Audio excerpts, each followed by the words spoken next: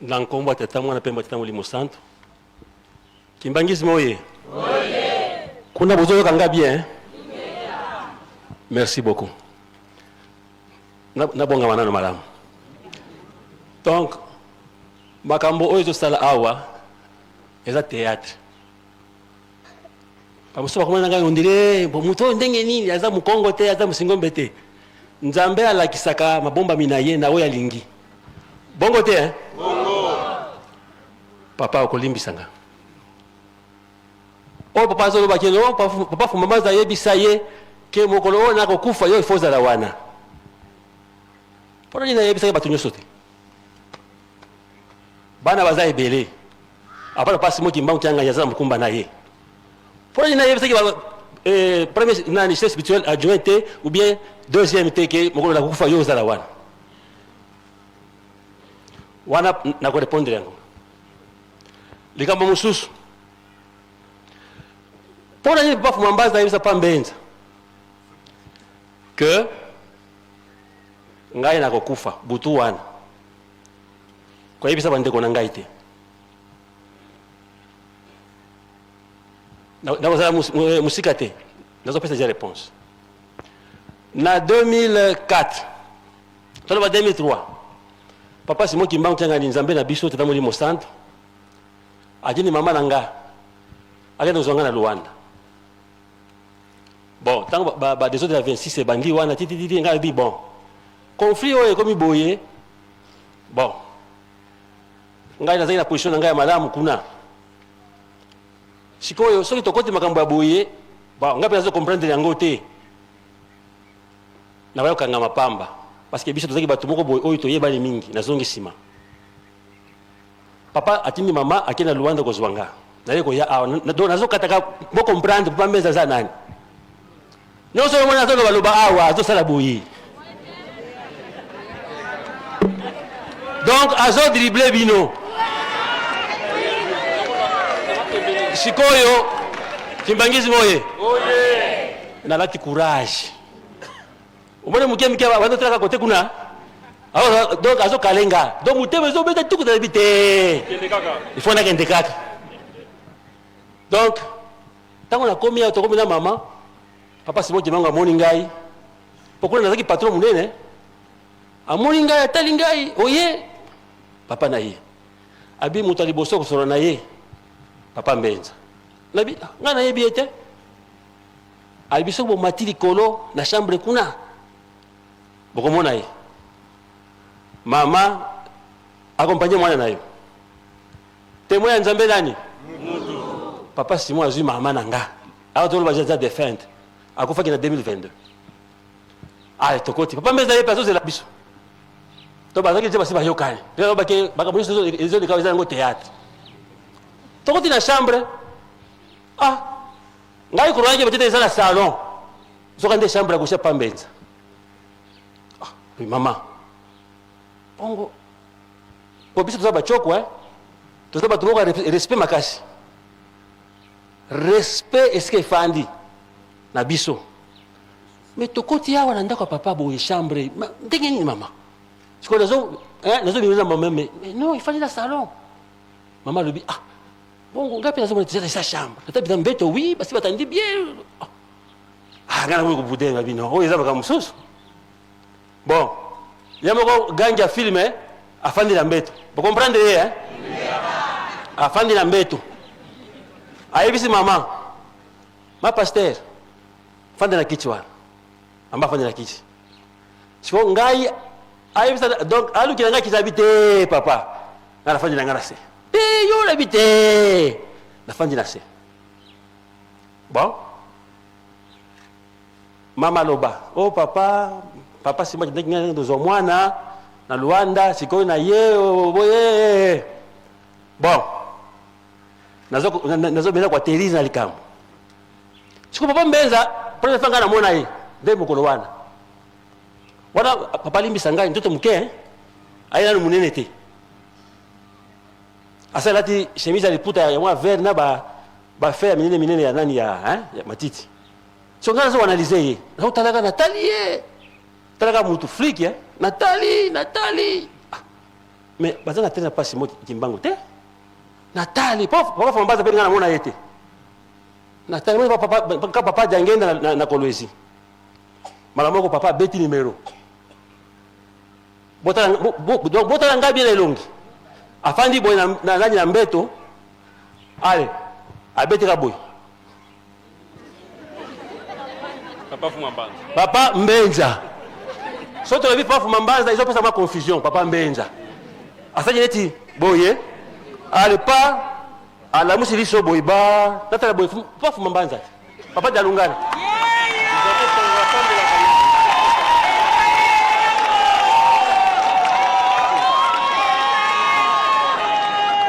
Donc alongwe jeune akomi koko. Na soyi ezotanga. Mama comme koganga déjà maman nanga. Papa limbisa biso papa porte papa. Tu veux que tu usa Fumambanza ngai kimi azo contrôler kaka. Et puis bon. Tata oyo akolinga akotelema simba ngai be ndenge nini. Na autre position, c'est atelemi. Nakima te o. Ngai na za muto esprit. Ou bien maman ko nakagena makolo na bimbo pambola ngaka awa na bonga ou bien ndenge nini. Sikoyo asali boye mena auta na liso oyo mena akomi kolenga mais koko peza ko donc papa bakosaka biso à peu près moi 5 minutes aumela mama azolela kaka ngai nakanyika espèce de contrôler mouvement epena makolo na matisi ye donc koko peza Fumambanza tomona na bafilme na banini na mutu beza ba cicatrice wana bota mutu papa awa eza kokota ba cicatrice on dirait asika on dirait ba pota na sote ka boy mais tipo ndinga ya baluki boy na so contrôler ka boy ti après on beta ka boy azongi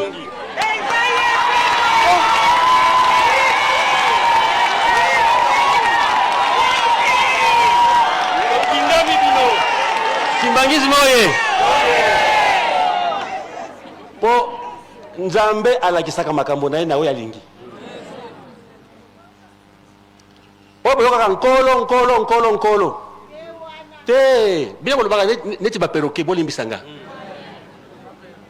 nkolo pasi mingi bazobude yo ti lelo mingi kutu nakotanga kombo ya bato ebele bazawa te sikoyo Papa Meza telemi. Abi Papa Samson. Ayi ko monanga ndingini.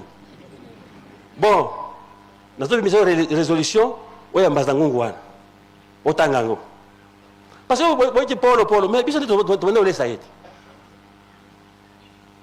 Donc adana na mbongo te, ata pena puissance te, kuna na kokoma isika wana pour comprendre. Po bozoka yoka musika. Ngaya abanga opesa ngali bonda la banga. Nakoma na point wana tozala banzambe ya solo ngana za muchoko naza mukongo te tozala banzambe peza ya solo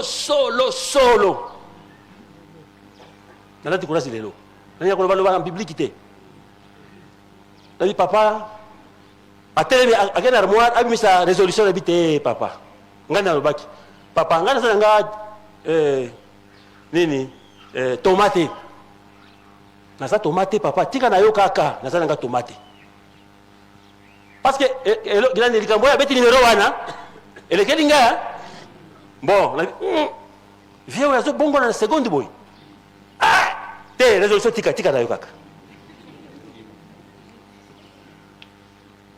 sikoyo na 2006 na sauté pour comprendre sika kombo encore le bimaki non 2008 naje ko sangwa sinango papa libi okota na ngola te komba na frontière na zui mwasi na awa batu mingi baza batemoin awa tatu sala sinisanya makasi awa ngai moko contre tout le monde bon papa Mbenza basi bafandi na papa Simon wana papa moko ya presse boyebi batu akala bayebi abande ko animer sinisanya awa so tanga na komi jipe tikali wana mwasi na bana kala kimbangu na foka bipa papa Simon so de tipo wana zo contrôler mouvement papa asali boy to soli titi to silisi ok moi ça za wa bien za mutu ka yebi sa ayo pesa ngambo te na bana ndike papa Mbenza sio na fukami na pesi mbote tango na kuswa mwasi pesi mbote tozongi tipo wana on dirait diable on dirait nini abenginga papa Samson non pardon aiba komona ngati papa basuki ebele yaka nani awa katikati awa yo okobanda ndenge nini okende kofukamela mbenza wana mais oui en public rencontre bato batonda ebele awa bato poto bato ya nini batonda awa ngai nazaka hypocrite te ngai nazaka hypocrite te obandi ndenge nini okende kofukamela mbanza wana papa plutôt mbenza wana obandi ndenge nini mbenza oyo akolona na kobokola okende kofukamela ye na sasi nini na micro na otika suki tamboli na bi mepeti oyo bon na mutema ngala baki mepeti oyo il faut la démontrer que nazana pesa lobaki omoni ngala banga katela za Samson banga kate yo ndo zo banga te pele yenda ngo na bete la semaine papa dozenga na yebisi eboye wana en public nazo répondre ba tuyo ba fandi kimia sinsanye sili na bi oyo ifaza demo na bi lingombo oyo kombo nango nini Église de Jésus-Christ sur la terre par son envoyé spécial. Donc les lingomba encore Yesu nanani bato akalabaza bayebi réponse nanga en public bon encore Yesu wana ndefu mambanza ende mbenza wana na bi miso bakufa okufa miso ozomona eloko moko te donc on ba fandi lingomba eza pa ya fumambanza te nanya sinya mikanda po lingomba bima mais il faut m'embanzer il voilà faut m'embanzer voilà quand c'est mon design nga beta ki numéro wana est-ce que vous comprenez ngai ba question que ndaka 10 minuit papa c'est moi tellement bi Samson longi bango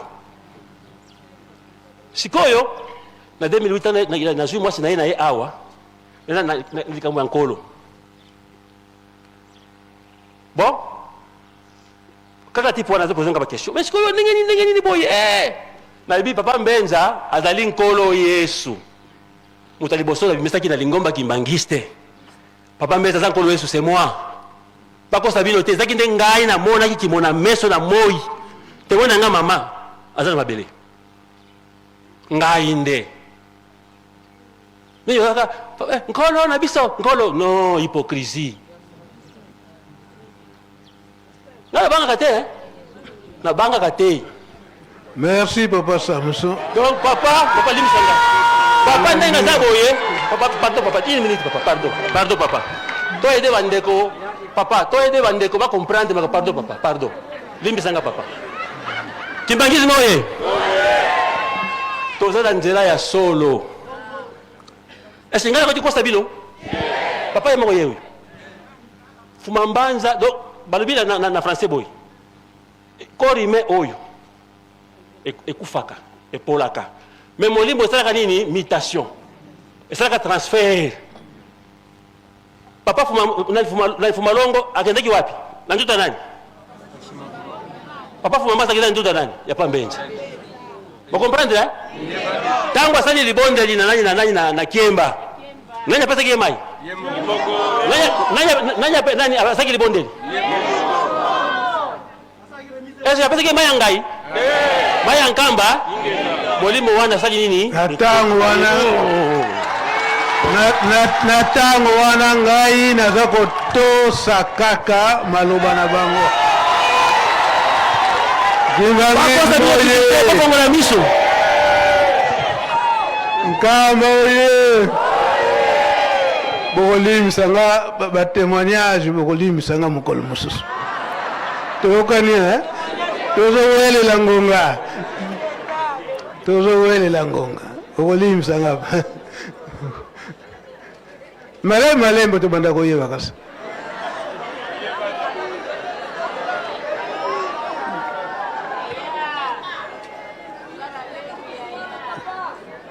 ngai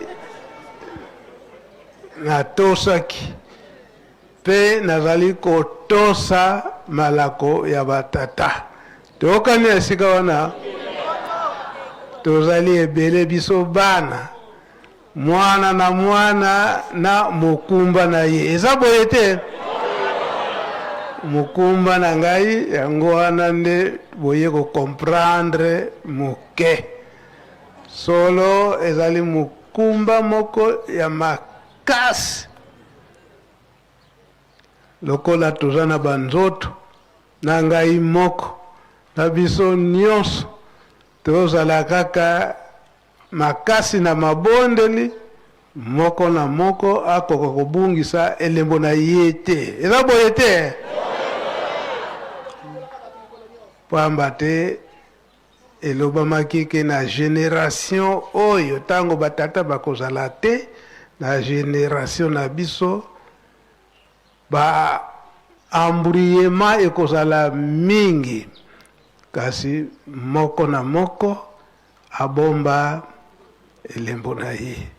Yango regret ya papa diangienda avant que atika biso nzembo tokoyokaka na koreki eke ye atiki mutu na isobete atiki biso nyonso na nzela alakisi nzela ya Yerusalemi pwete tokoma.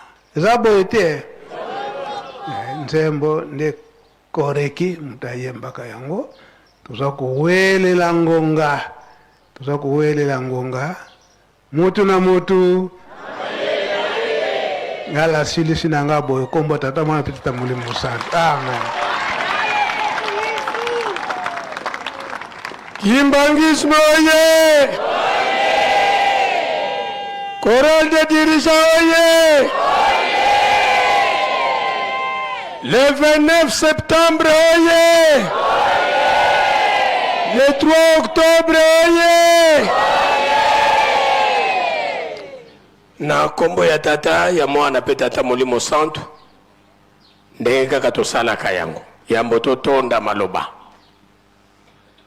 tolobi boye biso nyonso oyo toye na biloko ya kolia toyebi ndenge tosalaka tokenda kotika wapi bombala liboso te toye sima ya libondeli ya papa sani ekotiama mwa mike mike ndenge toyeli tobutie na sani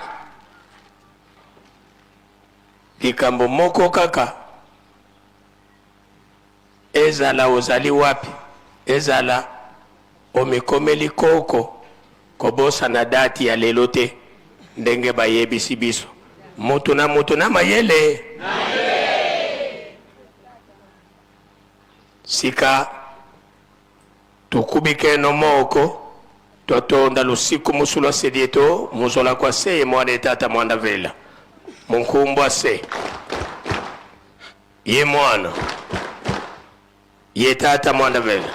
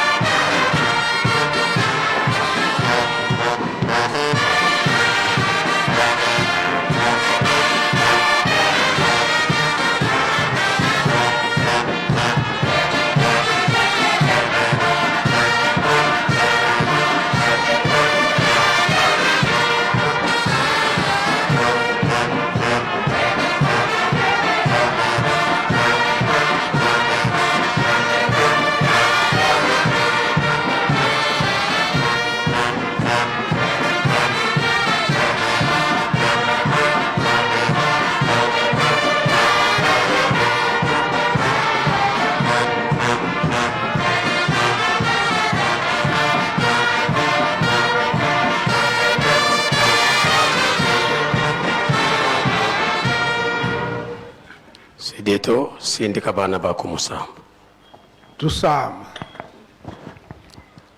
muna zola kwa ngeyese ye kwa mwana ngitata mwanda wavelela mfumo tufuka mane vutula funda de matondo kwa beno batatu bandongo muna mana malukwa makutuvangilanga muna ntangu za onso no matuvutulilanga matondo beno lukutubanzi tulundiri munafuko wa mvimba munazola nkenda zentu zilwakila muntemo wao lumbu samba ni wasala ngitata nzambi wase lumbu kya nsamba di ilumbu kya vundu wono ilumbu kya vundu le 29 septembre l'an 2024 votu kutakane antwala ya residence vo anzwange tata mwanda wa velela kuma kya songa bwetu lenda kuba mana munkinzi ututatambula wale 3 Oktobre nkinzi wa unene una wena vonjo kina ngitata simu kimbangu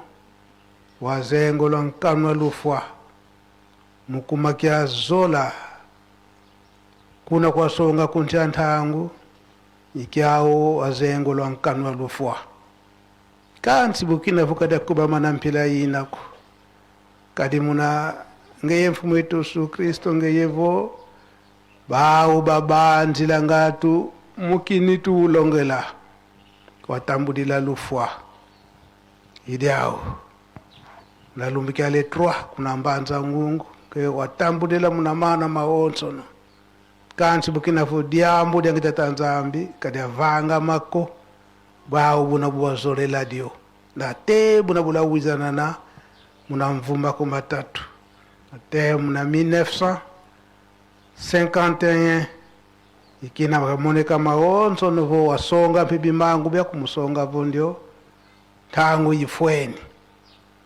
wasonga vondio kwa izila manzako kanti mangita tanzambi wa izila mukula nza ya mvimba mukatula nza muna mpasi kanele vona ti unu kiki nkangu kautavisako yebo bakwikidi mnangeta tasimu kimbangu au mpasi ziokele tuvila kanevo diambu twasilwa idi awo na fulukina lutulemvokela kaka mana mawatambulila mana matwasilwa malunga na mpasivo mpasi za onso za manisa kuncha ntangu bimbevo lukutukatula mfuilu lukatula muma onso nakalutadintala masumu metoko kwa bana mpe bahutukidi nzai bizidi ya mpasi badiatila munavumi wange tatanzambi tala muna mulekadizi mvita hindu menga mabantu matachamuka lukatula mana maonsono turevo muna nkenda zono kaka mana maonso mafutika tukila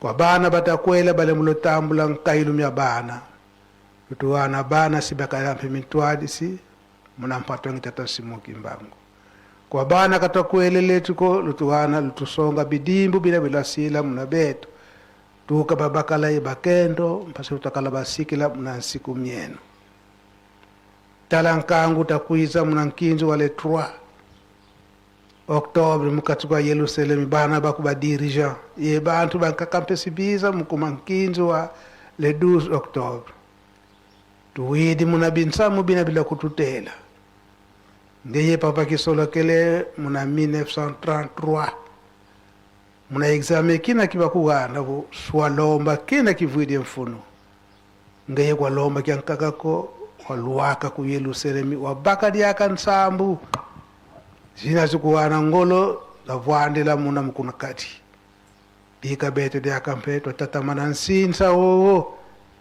bambu kanga moyo mkumakia Yerusalemi pasi futatambula ndungu lumbu kya onu kya onso tutudile na moko melwa kututani na mundazola kwange yese kwa mwana ngetata mwanda wavelela amen